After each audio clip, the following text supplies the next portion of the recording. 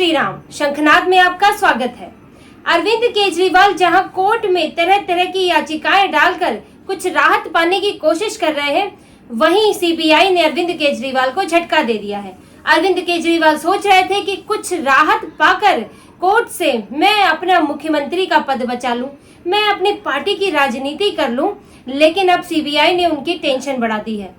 अरविंद केजरीवाल ने एक तरफ तो याचिका अपनी गिरफ्तारी के खिलाफ याचिका डाली थी, ईडी ने जो उन्हें गिरफ्तार किया था, और साथ में अपने वकीलों से और ज्यादा मिलने का समय भी मांगा था।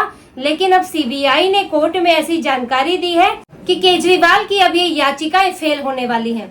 सीबीआई ने कोर्ट को बताया है कि उसकी जांच इस मामले में लगभग पूरी हो गई है। सभी लोगों की, केजरीवाल को छोड़कर बाकी सभी लोगों की जांच पूरी हो गई है। अब सिर्फ केजरीवाल को लेकर इन्वेस्टिगेशन बचा है। उसके बाद अब चार्जशीट का समय आएगा।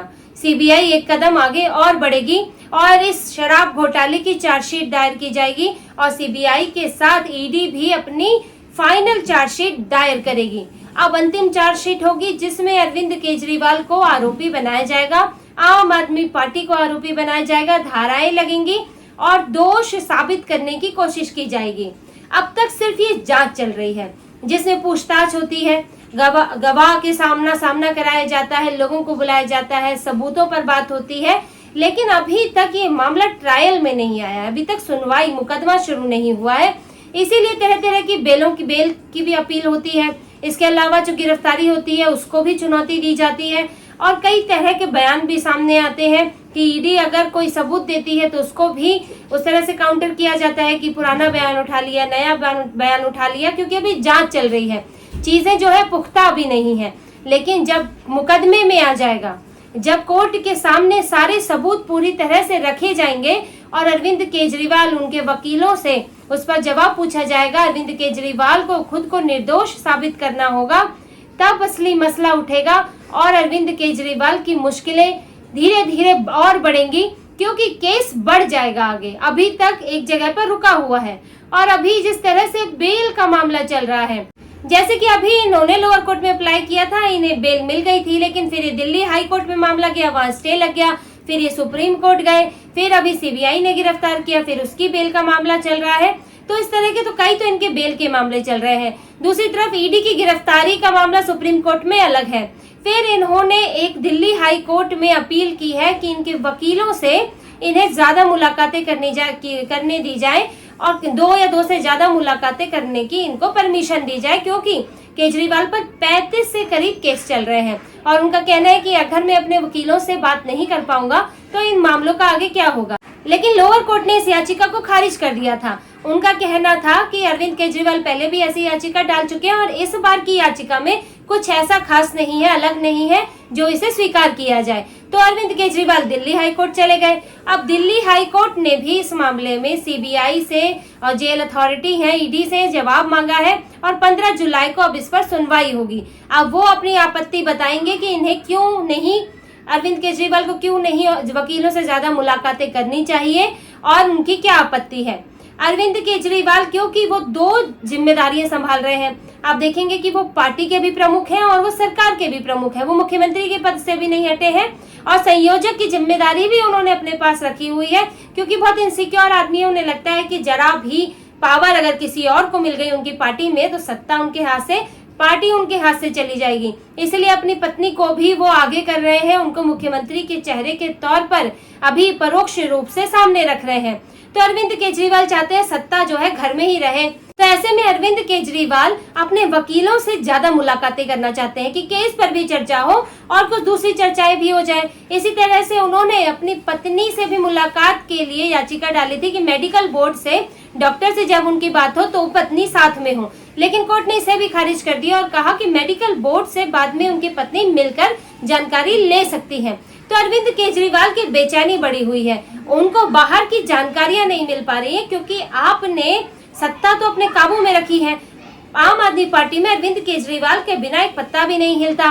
तो ऐसे में कोई भी फैसला होगा, चाहे पार्टी को लेकर ही फैसला हो, तो अरविंद केजरीवाल से पूछकर ही होगा। तो लेकिन उन्हें जानकारी देगा कौन? हफ्ते में तो 2 बार मिल पाते हैं, अब उसमें मंत्री मिले, उसमें पत्नी मिले कि वकील मिले। तो अरविंद केजरीवाल इसलिए चाहते हैं कि वो ज्यादा से ज्यादा लोगों से मिल पाए ताकि बाहर की जानकारियां उन्हें मिल सकें। लेकिन अभी उनके मंसूबे, ये उनके इरादे जो है पूरे होते नहीं दिख रहे हैं। अभी ये राहत जरा मुश्किल है, मिलेगी भी तो हो समय लगेगा, क्योंकि अभी 15 जुलाई को तो ये सुनवाई होगी। लेकिन जब अब सीबीआई इस मामले में चार्जशीट दाखिल कर देगी और इस पर केस की सुनवाई होने लगेगी, तो केजरीवाल जो अभी तक बातें हवाओं में थी, जो अभी तक सिर्फ चर्चा में थी, वो अब धरातल पर आ जाएंगी। अब अरविंद केजरीवाल को जमानत के लिए तथ्य नहीं देने होंगे, जमानत के लिए दलील नहीं देनी होगी उनके वकीलों को, अब निर्दोष साबित करने के लिए दलील देनी होगी।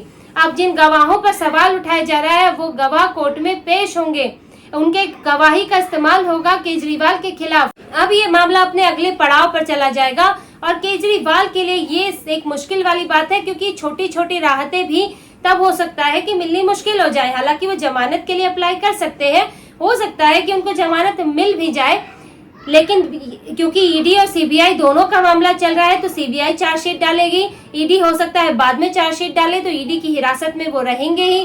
तिहाड़ से उनका पीछा इतनी जल्दी छूटने वाला नहीं है और जब केस चलेगा तो केस के लिए दलीलें दी जाएंगी। और अरविंद केजरीवाल इस बात के लिए अब उनको मन में डर रहेगा कि जब भी केस पूरा होता है, जब भी सुनवाई पूरी होती है तो सजा मिल सकती है। अभी तो आप सिर्फ जेल में हैं, जमानत उन्हें आगे भी मिल सकती है इसमें, क्योंकि अगर जांच में ज्यादा समय लगता है, तय समय से ज्यादा समय लगता है, तो जमानत अपने आप मिल जाती है। डिफॉल्ट बेल कहा जाता है कि कविता और मनीष सिसोदिया यही मामला लेकर कोर्ट पहुंचे थे कि सीबीआई ने कहा था कि जांच पूरी हो गई है, लेकिन अभी तक जांच पूरी नहीं हुई है और मामला जो है सीबीआई ने झूठ बोला था। लेकिन सीबीआई ने वहां ये बड़ी जानकारी दे दी कि अब जांच पूरी हो चुकी है, सिर्फ एक व्यक्ति की जांच रह गई है जो है अरविंद केजरीवाल, और अब जो है वो आरोपी बनाकर कोर्ट में आएंगे। तो अरविंद केजरीवाल अब एक नई लड़ाई के लिए तैयार हो जाएं। जमानत की तो वो लड़ाई लड़ेंगे ही, लेकिन अब उन्हें खुद को निर्दोष साबित करना होगा, उन्हें अपनी सरकार को निर्दोष साबित करना होगा और उसके लिए सबूत जुटाने होंगे।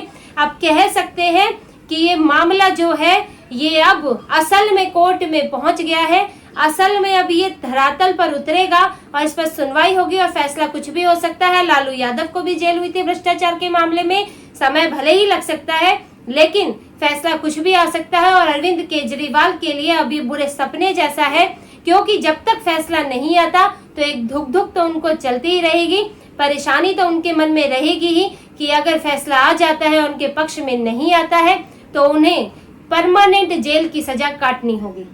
तो इसी तरह की खबरें और विश्लेषण आपके लिए लाते रहेंगे, हमसे जुड़े रहिए, सब्सक्राइब कीजिए, कमेंट कीजिए। बहुत बहुत धन्यवाद। जय श्री राम।